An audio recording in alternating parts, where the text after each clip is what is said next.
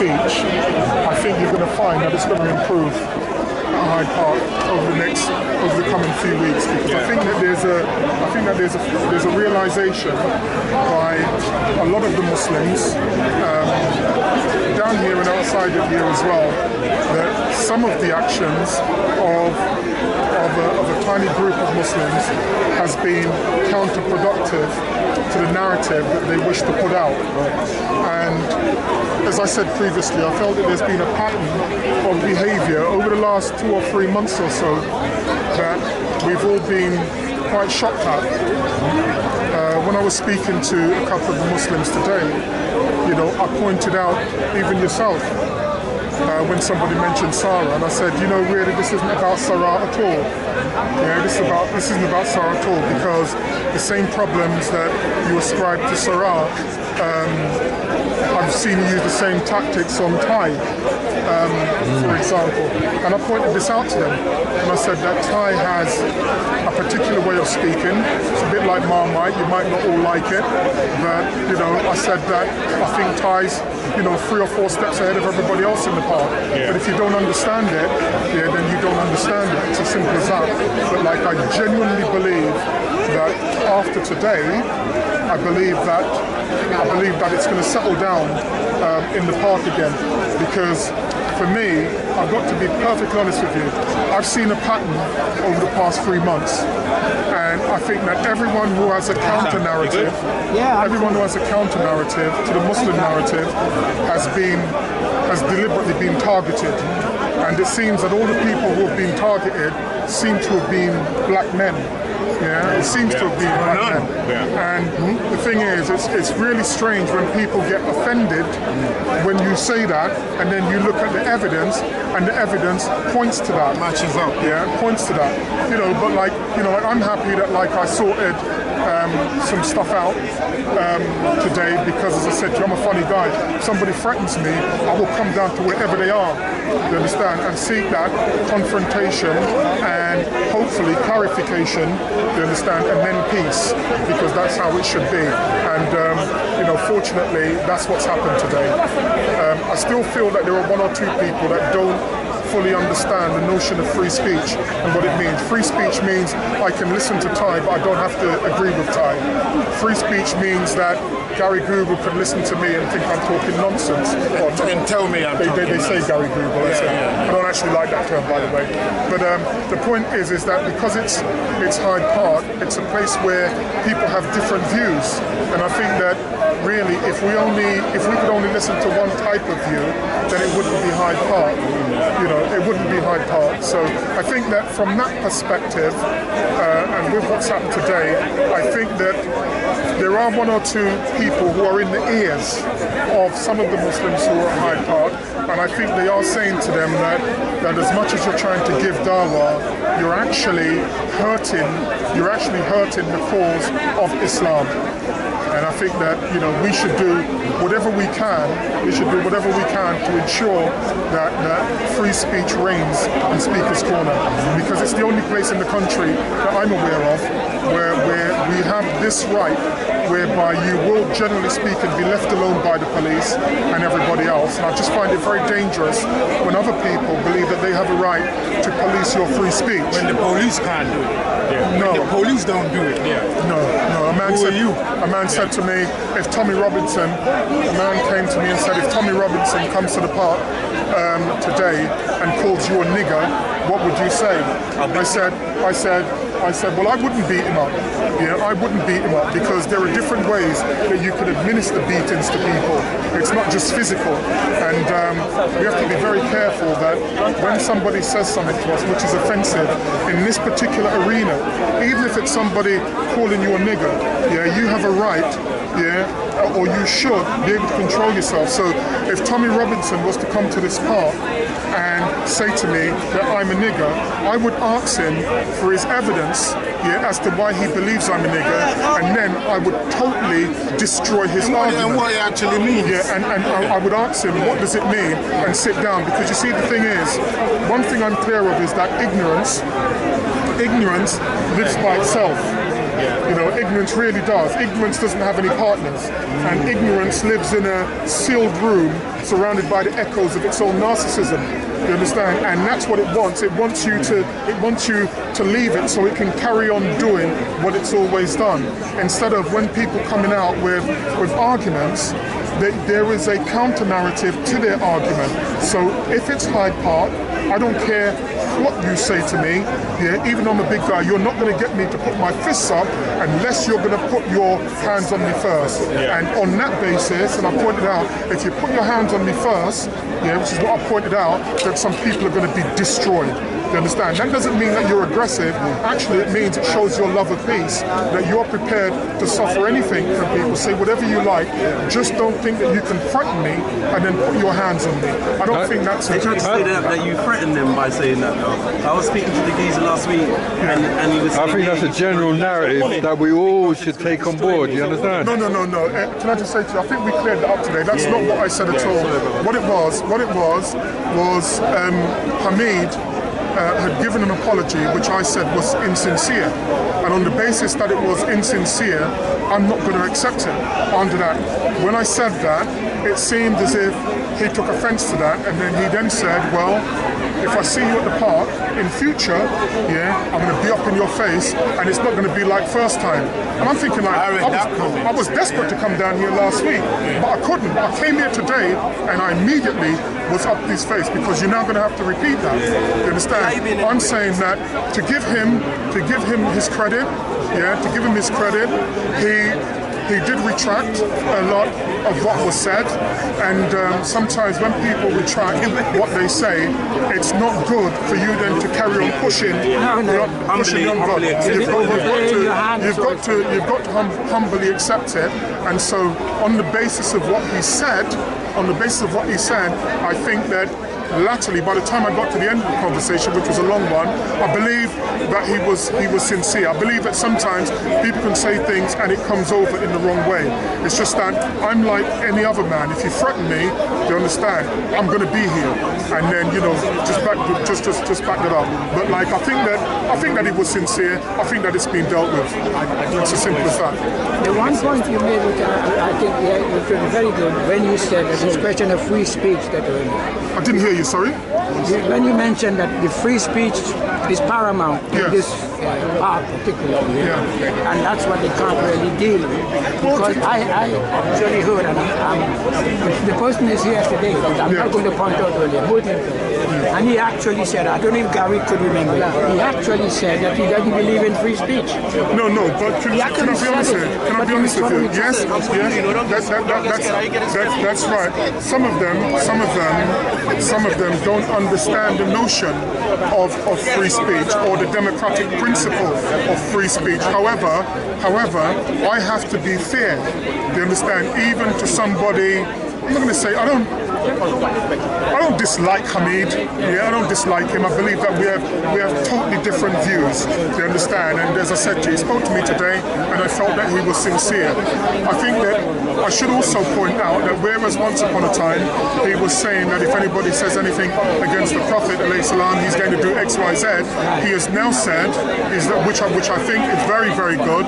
He has now said that if Sarat is at the park, anybody's at the park and he hears any type of negativity regarding the Prophet, he's going to ignore them. You understand? Now, for me, when Hamid takes that position, he is now in the winning position. You know what I'm saying? He's in the winning position because A, he's controlling himself, yeah, and B, he's not feeding into any negativity. You understand? Which is the position that they should have taken in the beginning. But let me just be very clear that I'm not in any argument. You understand? I'm not in any argument with Hamid. You can't accept someone's apology and then go back on that. They have their view. Yeah, we have our view, or I have my view. We have our views here, and we have our views. Everybody here does not agree with everybody else, and I don't see why they should. And I and I follow the stream of events, you know. And when I saw the language, I read your first comments. I like that. Yeah. And knowing you and know how your thing is set up, I know I can go to bed and leave it there. Then I saw that he came back with something else, and then a video.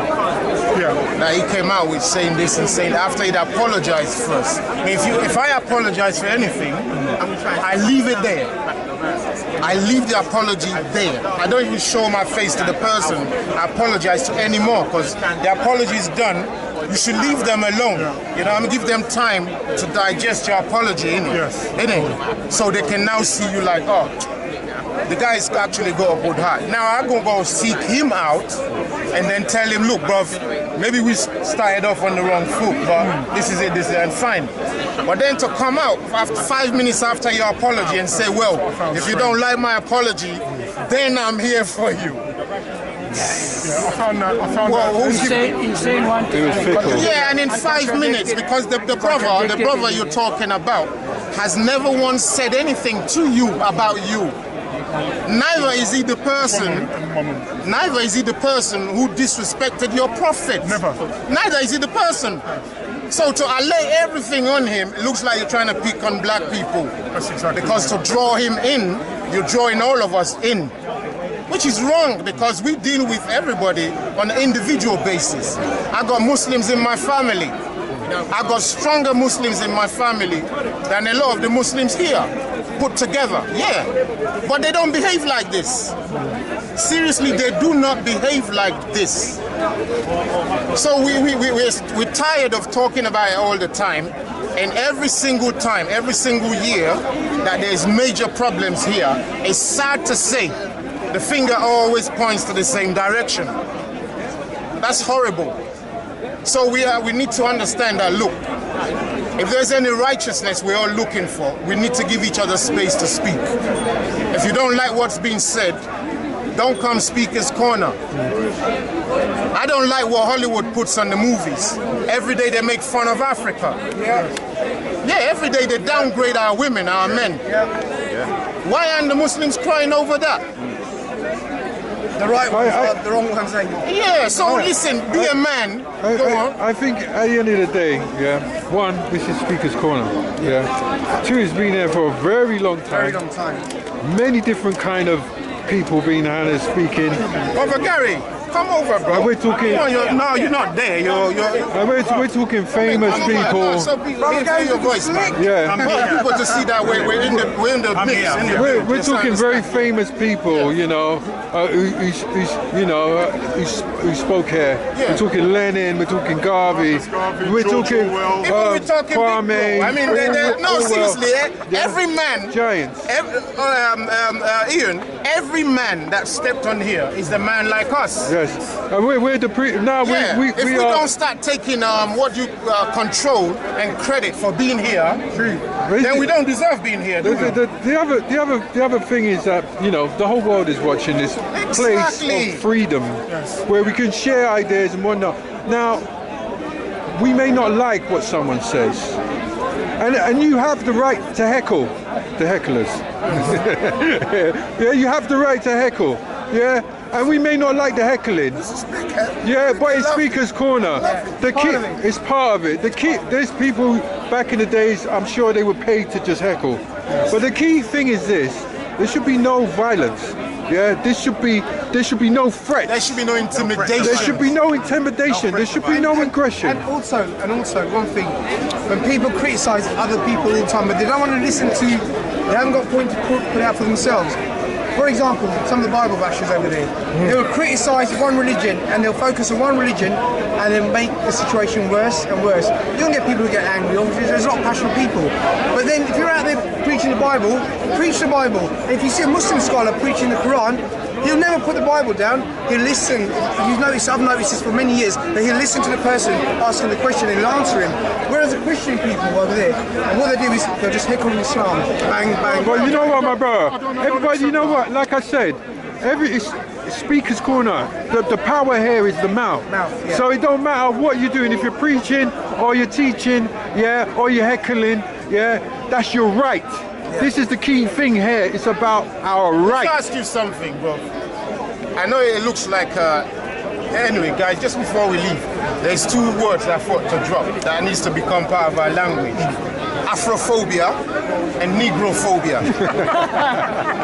Yeah, there's a lot of Afrophobia and a lot of Negrophobia from time immemorial.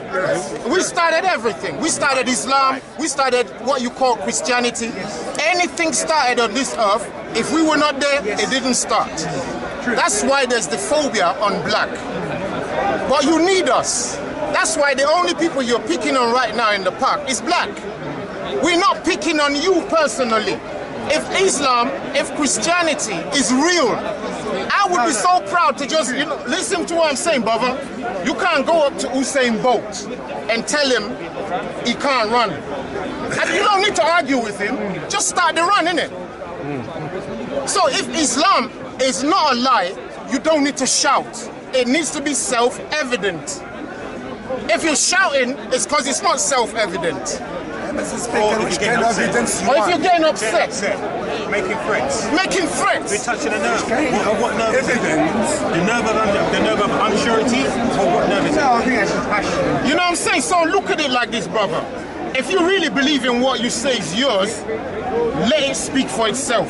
You can be the mouth for it, but don't push people to it. Because guess what? I can assure you, them shoes you're wearing, they didn't push it on you. You looked at it by yourself, you thought about it by yourself, and you paid for it by yourself. Why should anything else be different? I think the same analogy applies with, like, for instance, Mayweather and Conor. Say again? Mayweather and Conor. Oh, this one coming up. Yeah? Money making thing. Well, we'll see. We see who's talking shit. I will smash him, don't worry. You know, and that's it. We see what the truth is. You understand? Round up, brother Gary, say Don't something. matter. Say We'll see something. what the truth Just in is. case brothers want to move on. Okay. I was gonna have I wanted to reach out and comment. 5-0.